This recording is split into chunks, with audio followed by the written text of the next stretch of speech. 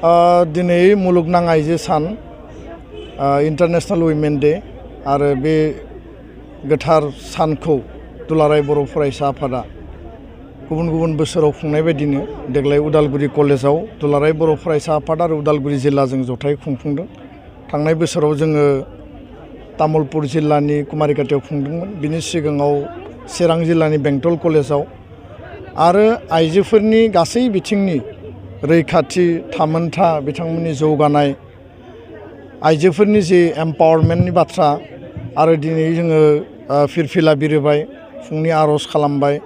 गायदे हेलेना मुंख्लं बिथांमोननियाव जोङो मुसुखायाव बिबार बावदों, बड'फानि मुसुखायाव बिबार बावदों। दसे समनि उनाव जोङो समाज आरो हारिनिफ्राय बर' माहारिनिफ्राय कमप्लिटलि उइमेन ट्राफिकिं आइजोफोरखौ लांखारनाय आरो दायना दायनि जि मोनसे फोथायनाय उन्दै बैसोआव हाबा जानाय जौ जुवानि जि थासारि आरो जायखिजाया लेभेलनि आइजोफोरनि सायाव जि मोनसे भायलेन्स हिंसा बा डमिनेन्स बा एक्सप्लयटेसन बेखौ गैया खालामनानै बा बेखौ जिर' डाउन खालामनो थाखाय टटेल इराडिकेसननि थाखाय जों मोनसे रेलि खालामगोन आरो दसे समनि उनाव रेलि जोबखांनानै जोङो women empowerment through education and economic justice बिनि सायाव जों मोनसे सेमिनार जोङो सावरायनाय लादों, जेराव जोंनि माखासे आइजो दैदेनगिरि बा रिनाउन्ड माखासे स्कलारफ्रा बेयाव बाहागो लागोन। दा दुलाराय बर' फरायसा आफादा बर' हारिनि थामोनथा रैखाथि बड'फानि आदर्शजों गेरेमसा माहारि दानायनि सार्थआव जोङो इन्टारनेशनेल वुमेन डेखौ दिनै जि आत्ममर्यादानि आइजोफोरनि जि सान आत्मसन्माननि जि सान बेखौ हारियाव गोजोर खालामनो थाखाय बा आइजोफोरनि गासै लेभेलनि जि केपासिटि बिल्डिंनि बाथ्रा दिनै स्पर्ट्सनि बिथिङाव कालसारनि बिथिङाव इडुकेसननि बिथिङाव दिनै मुलुगनां नोङो अख्राङावनो जा एभारेस्ट माउन्ट एभारेस्टआवनो जा दिनै आइजोफोरा जेरावबो दिनै जायगा आवग्रिदों सहैदों एथलेटिक्सनिफ्राय लानानै बिभिन्न लेभेलाव। दा बेखायनो बर' आइजोफोरखौ सांग्रांथि लाबोनांगोन, न'खराव जों काउन्सिलिं खालामनांगोन आरो जोंनि जिखिनि बिथांमोननो न्याय होनांगौ दङ बिथांमोनखौ जौगाहोनांगौ दङ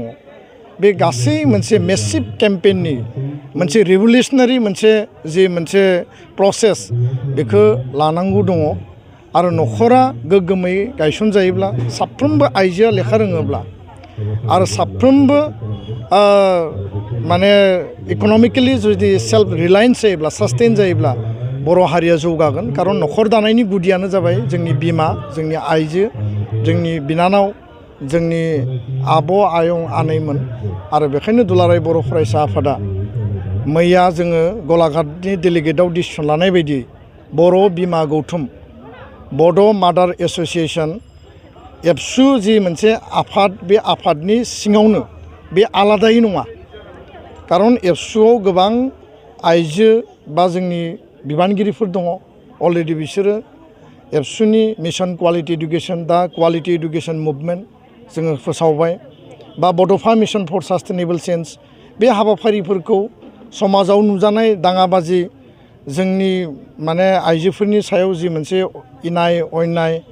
बायदिसिना थासारियाव जि सुइसाइड जानायनि इन्सिडेन्टआ जेरावबो बारायदों। बाक्सा जिल्ला चिरां माने क'क्राझार जिल्लायाव जों जेरैबायदि मेसिभ नुदों आइजोफोरा सुइसाइड जानाय, जोंनि आइजोफोरखौ गुबुन जायगायाव जोंनि स्टुडेन्टफोरखौ प्रल'भन होनानै लांखारनाय बेबायदि थासारिखौ जोङो केम्पेइन खालामगासिनो खामानि मावगासिनो। खिन्थु बबेबा नङा बबेबा जोङो बेखौ मर फकास खालामबावनांगौ, रिच खालामबावनांगौ। जोङो बबेबा नङा बबेबा मजबुत टिमवर्कनि गेजेरजों सक्तिशालि खामानि मावनांगौ आरो बेखौ फिल खालामनानै जों जाहाथे बेयाव आरोबाव जोङो मर आइजोफोरनि टिमखौ इन्डाक्ट खालामनो हायो। मोनसे मजबुत टिम जोङो तयार खालामनानै बड'फानि जि मोनसे सानस्रि दंमोन गेरेमसा हारि दानायनि आरो बड'फानि जि मोनसे आदर्श बे आदर्शखौनो मोगथाङाव जाफुंहोनानै बेखौनो बिथा खालामनानै बड'फा मिशन फर सास्टेनेबल चेन्ज जोङो लन्च खालामदों आरो बे मिशननि आन्दारावनो बड'फानि आदर्श गेरेमसा माहारि दानाय आइजोफोरनि जौगानाय बेखौनो फुलफिल खालामनो थाखाय जोङो बर' बिमा गौथुम बड' मादार एस'सियेसनखौ दादों आरो बे एबसुनि सिङावनो बर' हारियाव बर' आइजो अनसाय आफाद दङ आबोफ, सिगाङाव बियो आथोबमोन, दिनै आइजो अनसाय आफादा इन्डिपेन्डेन्टलि बै समावबो जोङो ज' ज'यै खामानि मावदों, दिनैबो मावगोन उनावबो जोङो मावगोन एबसुनि मेल मिटिङाव मालाबा आनसलिक डिस्ट्रिक्ट बा सेन्ट्रेल लेभेलसिम एबसुजों आबुबजों जयेन्टलि जोङो कनफारेन्स कनभेनसन खुंदों मालाबा जोङो जयेन्ट इनिसिएटिभआव खामानि मावदों समाज आरो हारिनि खैफोदनि समाव बे जोंनि आन्डारस्टेन्डिं बे जोंनि जि मोनसे जयेन्ट इनिसिएटिभ जयेन्ट भेन्सारा जेब्लाबो थागोन बड' बिमा गौथुमा एबसुनि मोनसे गौथुम आरो बेयो रावजोंबो कन्ट्राडिक्ट जानायनि बाथ्रा गैया गोबाङानो बेनि सायाव गोरोन्थि बुजिनो हानाय आरो बेखायनो जोङो एबसुनि एजेन्डाखौ मर फकास खालामनानै बड'फानि गेरेमसा माहारि दानायनि जि मोनसे एजेन्डाखौ मोगथाङाव जाफुंसार होनायनि बे मोनसे उद्देश्यजोंसो आइजोफोरखौ बांसिन बेयाव इनभल्भ खालामनानै स्पेस होनानै न'खरनि काउन्सिलिंनिफ्राय लानानै आप टु माने जि लेभेलसिम जेंना जेंसि दङ बेखौ सुस्रांनायनिसो मोनसे बेयो एजेन्डा आरो बिनिसो मोनसे खामानि दा बेखायनो आइजो अनसाय आफादजों बर' बिमा गौथुमजों कुनु कन्ट्राडिक्ट जाया खारन एबसु आफादनि बेन्दोङावनो बर' बिमा गौथुम आरो आइजो अनसाय आफादा गावनि प्रिन्सिपल आदर्श गावनि एजेन्डा अबजेक्टिभखौ लानानै बिसोरो हाबा मावदों मावलांबाय थागोन आरो बिथांमोनजों जोंजों क'रिलेटेड जि आन्डारस्टेन्डिं आफाद हिसाबै आरो कमन इस्युसाव जि आवाज होनांगौ जातिनि सार्थायाव जि खोथा बुंनांगौ बे सोलिलांबाय थागोन दा बेखायनो जों सानो जे नेपलियान बनापार्टआ जेखौ जोङो बुंदोंमोन जे आंनो मोजां बिमा हो आं मोजां मोनसे देश बा give me good mother I will give a good नेशननि बाथ्रा माव जेदंनि जि प्रिन्सिपलनि फिल'सफिनि बाथ्रा दा बेखायनो दिनैबो गोरिब गुन्द्राजों नाख्रेबजानाय बर' हारिया बबेबा नङा बबेबा लेभेलाव जोङो बन्सित जानानै दङ दिनैबो जोङो जोंनि जि आत्ममर्यादाखौ बबेबा नङा बबेबा हिउमिलेट जानाय जों नुयो आरो दिनैबो जोङो गोबां सेक्टराव आइजोफोरा दिनै बन्सित जानानै दङ दा बेखायनो बिथांमोनखौ बै लेभेलनिफ्राय जोङो मजबुत खालामनांगौब्ला सक्तिशालि खालामनांगौब्ला मुलुगनां आइजो सान खुंनायजोंल' नङा बेखौ जोङो ग्रासरुट लेभेलाव प्रेक्टिकेलाव जों हाबा मावलांनांगोन आरो बर' बिमा गौथुमा दिनैनिफ्रायनो बिथांमोना जिखिनि हाबा मावलांनांगौ इकुवेल केपासिटि आरो इकुवेल मोनसे जास्टिसनि गेजेरजों हाबा मावलांगोन बेखौ जोङो फोसावो बिथांमोननि गुबै हाबाफारिया बर' हारिखौ आबुङै जौगाहोनांगौनि थाखाय न'खर दानाय न'खरखौ जोथोन लानायनिफ्राय लानानै साफा साफा आइजोनि जिखिनि रल जि रेसपन्सिबिलिटि आरो साफा साफा बिमाया बर' हारिखौ जेरैबायदि सक्तिशालियै जोथोन लाबोदों बै लेभेलाव जोंनो सोलोंथाइ जिखिनि जोङो लानांगौ मोननांगौ इमप्लयमेन्ट जेनेरेसन आइजोफोरा जोंनि बिनानाव फरायसुलिफ्रा जिखिनि मोननांगौ आरो रांखान्थिबाबो सेल्फ रिलायेन्स सेल्फ सास्टेइन जानांगौ गावनो गाव मजबुत जानांगौ दा दिनै सेल्फ हेल्प ग्रुप दङ गुबुन गुबुन माखासे एजेन्सिसफोर दङ बिसोरो प्रेक्टिकेलाव माखासेया मोजां मावदों माखासेया मोजाङै साफिसियेन्टलि मावनो हायाखै बे लेभेलखौबो जों फकास खालामनानै बिथांमोनखौ एवेयार खालामनांगोन बुहुमनि मुलुगनि माने अर्गेनाइजेसनफोरजों कानेक्ट खालामनांगोन आरो गुबुन फारसेथिं सोलोंथाइ एमप्लयमेन्ट जेनेरेसन रांखान्थि जौगानायनि अनगायैबो आं दहाय बुंनाय बायदि जे आइजोफोरखौ लांखारनाय आइजोफोरनि प्रल'भन बर' हारियावनो दिनै माखासे थासारि नुजादों जे हाबा जानाय मानसिफोरा गुबुनजों लांखारनाय आरो गुबुनजों दोनखारलांनाय आरो बेयाव न'खर बायनाय न'खर धंस जानाय बेबायदि थासारिया दिनै बहुद दिनै बारायदों आरो उन्दै बैसोआव हाबा जानाय जोङो नुदों जे गोदो गोबां दङमोन दिनै एसे खमायबाय खिन्थु दिनैबो बबेबा नङा बबेबा कर्नाराव साइलेन्टलि बे सोलिगासिनो आसाम सरकारा स्ट्रिक्ट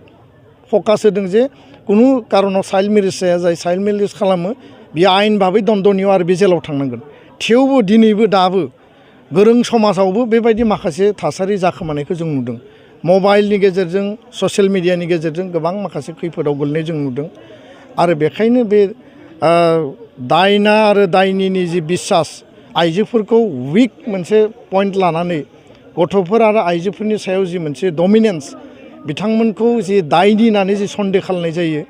बे मोनसे जि गोथे खोमसि फोथायनाय बेखौ जोङो गैया खालामनांगोन आरो बेखायनो समाजखौ जुदि जोङो गासैबो बिथिंनिफ्राय साइन्टिफिक मोनसे पद्धतिनि गेजेरजों दानांगौब्ला बर' बिमा गौथुमा बिनि माखासे जि एजेन्डा जौ संनानै न'खर संसार सालायनो गोनां जानाय बिनि फेक्टखौ दिहुननांगोन आरो अल्टारनेटिभ लाइभलिहुडनि थाखाय बर' आइजोआ बर' बिमाया जुदि गुटे जिबन जौ संनानैनो जुदि गावनि फिसा फिसौखौ फोरोंनांगौ जाहोनांगौ जायोब्ला बे हारिनि थाखायनो मोनसे लाजिथाव बाथ्रा आरो बेखायनो बेखौ अल्टारनेटिभ लाइभलिहुडनि गेजेरजों खामानि मावनांगोन दा समाजखौ जोङो मोनसे सिस्टेमाव लाबोनांगोन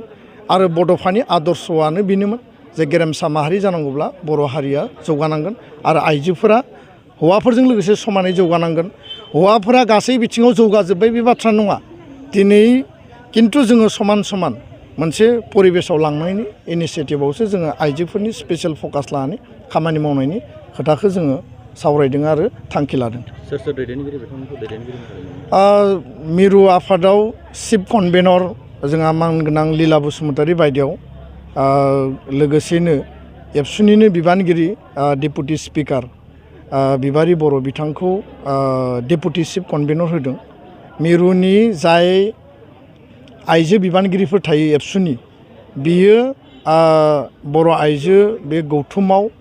बर' बिमा गौथुमाव बियो बिबान लागोन आरो जाय चिफ कनभेनर बेखौ जोङो सेनियर मस्ट आरो माहारियाव ससियेल कन्ट्रिबिउसन थानाय बेबायदि सुबुंखौ होनानै जों टिम बानायदों लोगोसेनो बेयाव सेन्ट्रेल कनभेनर्सफोर थागोन मिरुनि लिंथुमगिरि आरो डिस्ट्रिक्ट लेभेल बेयाव 12 जननि मोनसे कमिटि जों तयार खालामदों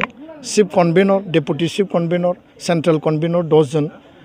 आरो डिस्ट्रिक्ट लेभेलाव डिस्ट्रिक्ट कनभेनर थागोन आरो एसिस्टेन्ट डिस्ट्रिक्ट कनभेनर थागोन आरो डिस्ट्रिक्ट मेम्बार थागोन बेयावबो 12 जन जोङो आनसलिक दानायनि खोथाखौ सानाखै जोङो दा प्रिलिमिनारि एबसुनि जिखिनि मावथांखि एजेन्डा दङ गुन गोनां सोलोंथाइनि सोमावसारनाय बड'फा मिशन फर सास्टेनेबल चेन्ज आरो जिखौ बुंबाय आइजोफोरनि थाखाय स्पेसियेल एजेन्डा आरो जेंना सुस्रांनायनि थाखाय स्पेसियेल फकास बे मोननैयानो जोंनि मुल धारा जागोन आरो बेखौ लानानै बिथांमोना खामानि मावगोन जों मालाबा नुनो मोन्दों आइजोफोरनि थाखायबो आइजोनि आफादफोर दादों नाथाय बिथांमोना गावसोरनि थांखिनिफ्राय मालाबा दोरोदनानै थानायखौ जों नुनो मोनो सम आरो थासारियाव बेबायदि जानाया नोजोराव गोलैदों जे आफादफोरा जोनोम जायो आफादफोरखौ जेरैबायदि खामानि मावनायनि स्कप होनांगौ बा आफादफ्रा जेरैबायदि समाजारि जेंना थासारिफोरखौ लानानै एड्रेस खालामनांगौ बेयाव बबेबा नङा बबेबा बे आफादफोरा टाइम बाउन्ड खामानि एक्सन प्लान लानो हायाखै बा सुस्रांनो हायाखै दा बेखायनो बर' हारियाव जिखिनि आफादफोर दङ इन्डिपेन्डेन्टलि गावनि प्रिन्सिपाल आइडिय'लजि गावनि संबिधानजों हाबा मावदों बिथांमोना राइट ट्रेकआव थांनानै हाबा मावनांगौ